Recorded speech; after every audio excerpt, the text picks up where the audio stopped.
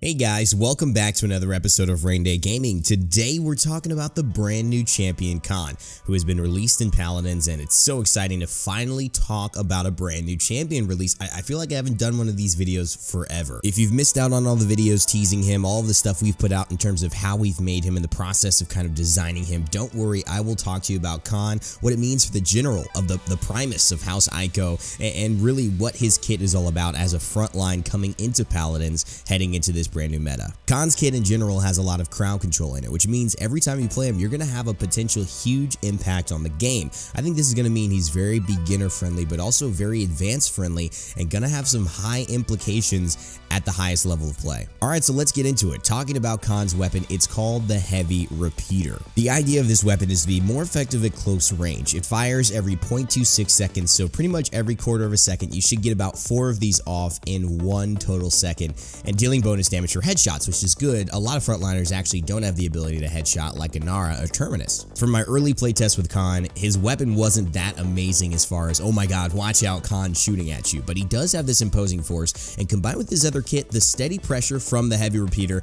is a tough thing to deal with, so do not slouch on it. People who practice this weapon, who get good at landing headshots, are gonna have a huge role to play in their frontline objective fights, and he could definitely turn the tide if you have somebody with good aim. Khan's right click, his alternate fire, is called Bulwark. Now this is a really cool shield. He basically raises and lowers it at will, so it's not on a cooldown. It's basically whenever he wants to pop that shield up. Once he puts it away, the shield will start recharging any damage that it sustained, but if he keeps it up and he's basically taking a lot of damage, he's in the middle of a fight protecting his teammates or himself, and the shield breaks, then it will go on cooldown, essentially waiting for it all to build back up, and then he'll be able to use it once that happens. A toggleable shield is pretty strong in general. I mean, the fact that you could just put it up, put it down, put it up, put it down can really stall out a lot of plans. People think that they've got you clear line of sight, and then the shield comes up around the corner and then you're safe. But it also means that people with game sense are going to use this at the best moments, and people without game sense aren't going to use it as well as often. So it does lean towards a high level mechanic to take advantage of. However, this is just an overall strong ability for him. If the shield is a problem, remember to buy Wrecker against him to make sure that that can go on cooldown, and so he won't have it up as often. AoE champions like Pit, Bomb King, Eevee, Drogoz, if they shoot behind him or over the shield and explode one of their weapon shots, should still land because it only blocks damage from the front. Now it's time to talk about his first ability, the Battle Shout. Khan lets out a fearsome shout, briefly granting damage immunity to himself while also healing himself and allies for 800 health. Now let's talk about this because there's a couple of big factors to this ability. So this ability in itself is very good at both the beginner level and the high level. One of the reasons why is that when you have something that just gives you flat stats, it's very good at an overall beginner range. Anybody who plays this, when they press Q, is gaining damage immunity and 800 health, and their allies are getting 800 health. It's a no-brainer, really good ability. I mean, might even be overtuned. I don't know. Who cares? It's good, though, and that's how you want a champion to come out, in my opinion.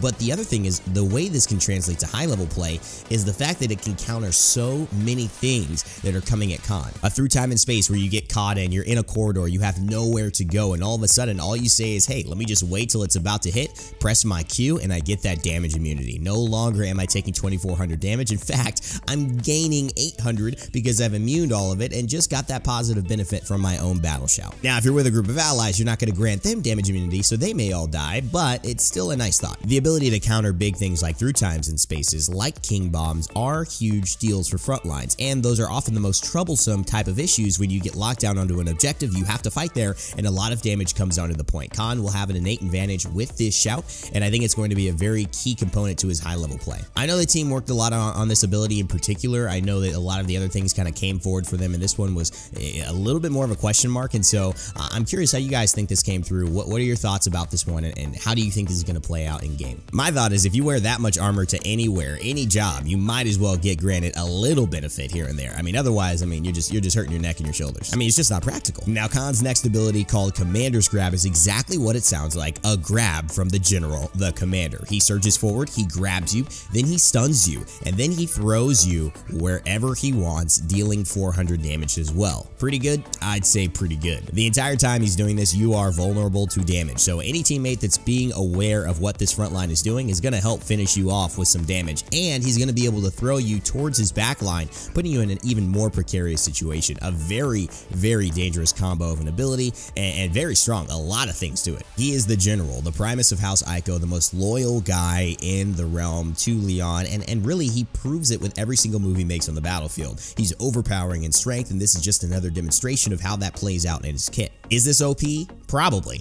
I mean, I'm not gonna lie, probably, but I think it may just make him vulnerable enough as well, because he's locked out also to maybe give it a good bit of counterbalance. For the person who's getting hooked and stunned and then thrown back to the enemy team, good luck. But it's also gonna mean that the enemy team has a chance to really focus on Khan when he can't activate his damage immunity shout, when he can't obviously put his shield up, and when he may be a little bit more defenseless than usual because he's preoccupied destroying your friend. All right, guys, so now time to get into the final thing, his ultimate. This is a big one, and it's awesome, honestly, visually, and has a huge implication in-game. It's called Overpower, and the acronym for that is actually OP. So is it OP? We don't even have to talk about it. It is. It's in the name. He targets an enemy and drags them to him.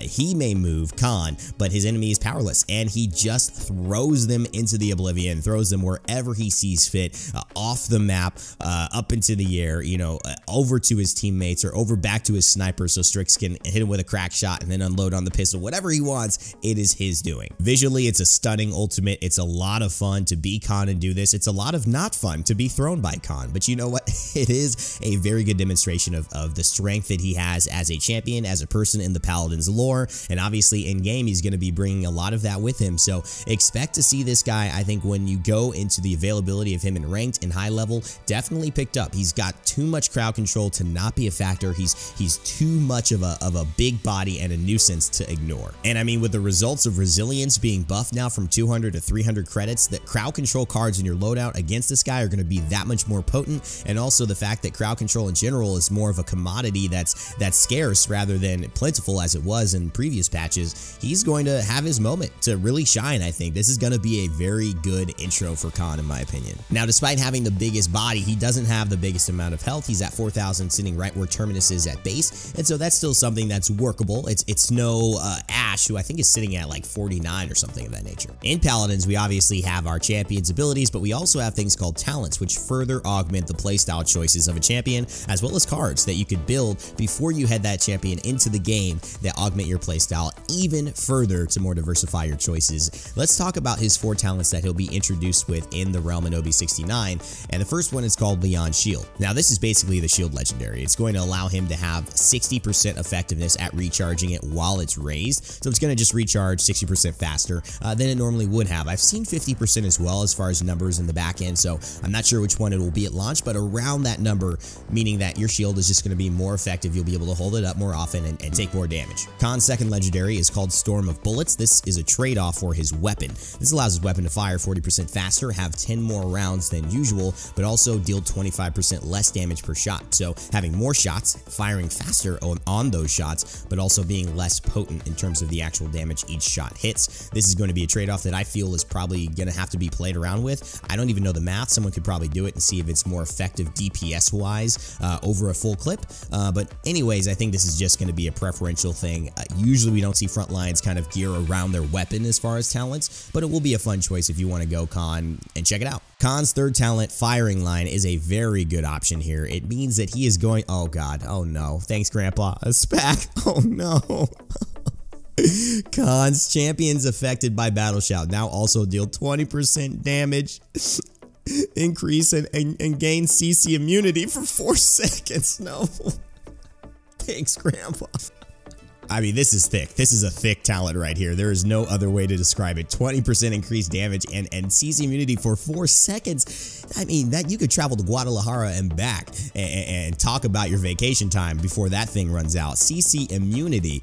as well has been so potent in our game. Thanks Grandpa was like the thing that banned Torvald for good, for life, for like 4 months because of that legendary, and it finally got removed, only to be removed and placed onto this guy. So hopefully you'll be playing this. Check it out, see if it works for you. I think at high level this will definitely be the bee's knees, but we'll have to wait and see if this kind of takes over as far as the beginner and casual style choice that people play Khan. And again, I mean, that's pro level. It's different when you've got 5 coordinated guys all using that CC immunity to like boost their Taluses and their Maves and their EVs, who just now are unstoppable with that increased damage and CC immunity. But it's another thing in casual where you may not see that impact happen all the time. This is one of those where high level are going to take advantage of it probably a little bit more than casuals are. I know we spent a lot of time on that talent, guys, sorry, but it is very important, so I wanted to kind of highlight my thoughts on that as well. Moving into his final talent though, Vortex Grip. This means that victims of the Commander's Grab are stunned for an additional 2 seconds. That's pretty much it. Just a very good stun. We've seen front lines like Terminus actually shift away from things like Undying, which just gave him more damage reduction below 40% health, into Crush, which allows him, when he lands on people, to stun them for an additional 2 seconds. That's been very devastating in maps where everyone's close, like Bright Marsh. It just helps to set up some follow-up damage that means he could probably make sure that the person he stuns goes back to base into spectator mode. So I like this choice. I think this is going to be something that probably works for him as well. Alright guys, well that's Khan, and that's going to be it for today's video. What do you think about him though? Are you excited for this new frontline to be a part of the meta? Do you think he's coming in a little too strong? Would you rather have it any other way?